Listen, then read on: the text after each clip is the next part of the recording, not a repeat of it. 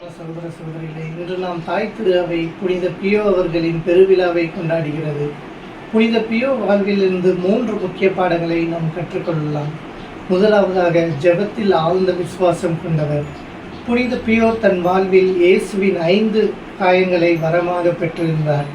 அவர் அது துன்பமாக இருந்தாலும் அதை ஒரு வரமாக கருதி ஜெபத்தில் ஆழ்ந்த விசுவாசமும் இயேசுவின் பாடுகளில் ஆழ்ந்து தியானிப்பதுமாக இருந்தார்.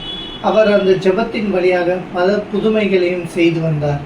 இரண்டாவதாக, தந்தை பியோ அவர்கள் ஒப்புரவு அருட்சாதன கூண்டில் பல மணி நேரம் செலவழித்தார். மக்களின் மனமாற்றத்திற்காக அயராத உழைத்து வந்தார்.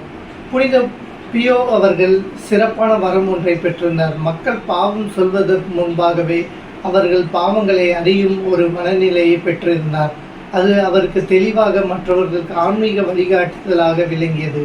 புனித பியோ வாழ்வில் பைலொகேஷன், அதாவது ஒரே சமயத்தில் 2 இடங்களில் இருக்கும் வரத்தையும் பெற்றிருந்தார். மூன்றாவதாக, துன்பங்களிலும் விசுவாசம் கொண்டிருந்தார். புனித பியோ வாழ்வு ஜெபங்களும் அற்புதங்களும் மற்றும் நிகழ்ந்ததல்ல, மாறாக துன்பங்களாலும் நிகழ்ந்தது. ஆயர்களும் குருக்களும் அவரை வெறுத்தனர். சில நாட்களாக அவரை திருப்பலியும் ஒப்புரவு அருட்சாதனமும் கேட்க முடியாமல் தடை செய்தார்கள்.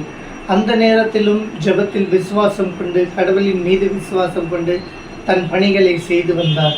எனவே இந்த 3 காரியங்கள் நம் வாழ்விலும் நாம் இருப்போம். ஜெபத்தில் விசுவாசம் கொள்வோம், நம்முடைய பாவங்களை கழுவி புனித வழியில் நடப்போம். புனித பியோவை போல நாமும் வாழ்வோம். ஆமேன்.